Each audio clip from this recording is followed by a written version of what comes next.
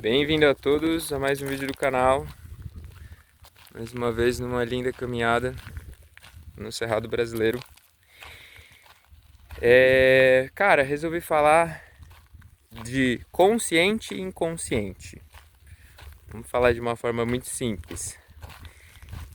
Temos o nosso lado que funciona automaticamente, que seria o nosso inconsciente, que seria o nosso corpo genético. Então são funções no nosso ser que são referentes ao nosso corpo, que é a nossa personalidade, ou quem a gente pensa que é, quem a gente se identifica, muitas vezes não sabe sobre esse funcionamento inconsciente, tá?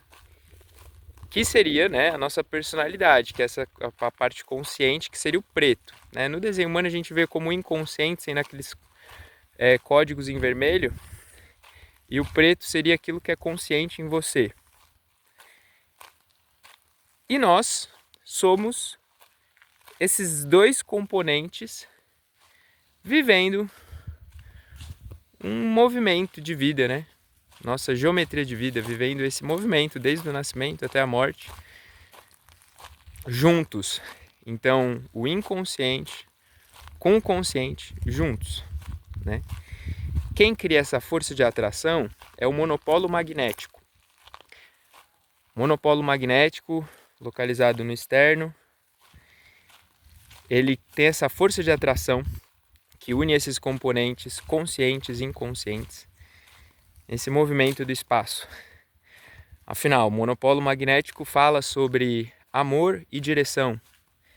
Amor, no caso, é essa sensação de estou aqui, sendo essa unidade, né? Você percebe isso de algum jeito e me movendo no espaço, né? Então, direção.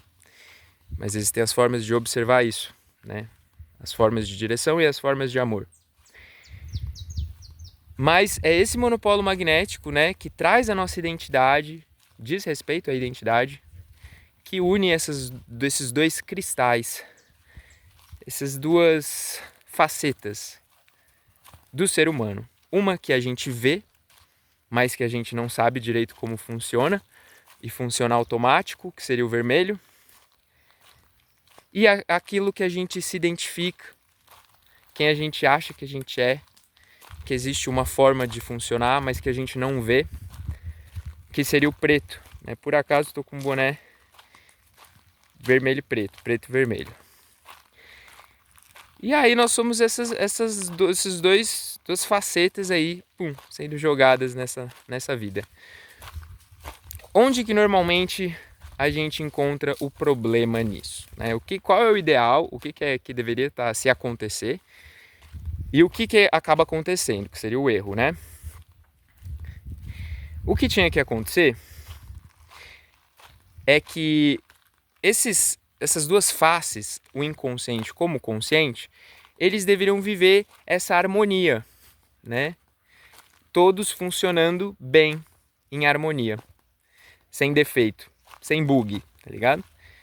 E essa harmonia permite que esse movimento gere uma vida sem resistências, uma vida de satisfação, paz, sucesso.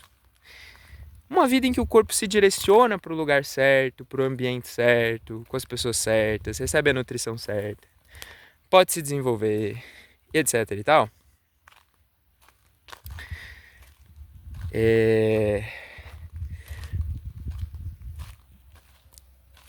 Não é isso que acontece. Mal, parei para pensar.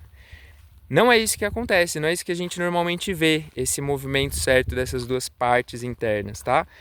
Onde o inconsciente ele não está sendo obstruído pela personalidade, por aquilo que você pensa. Então, normalmente, aquilo que é automático em você, que só fluiria no tempo das coisas, no tempo da vida, no tempo do corpo, fica sendo obstruído pela personalidade, por aquilo que você pensa que é, ou o preto, que é consciente, que não é o corpo automático visível, mas é o campo inconsciente, normalmente está distorcendo.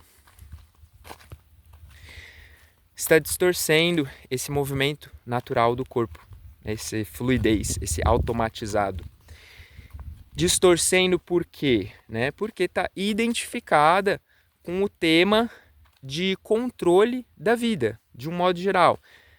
Então é uma personalidade que está tentando controlar as decisões, e essa intenção yang de controle eventualmente tira esse automático, sutil, receptivo do corpo, né? Então o que a gente vê, no geral, não é esse movimento correto, equilibrado, em que cada parte está fluindo ali, funcionando em conjunto, o inconsciente com o consciente. A gente vê um consciente desalinhando o movimento, né? Então, ao invés daquela pessoa viver aquela geometria correta, ela eventualmente vive o movimento errado.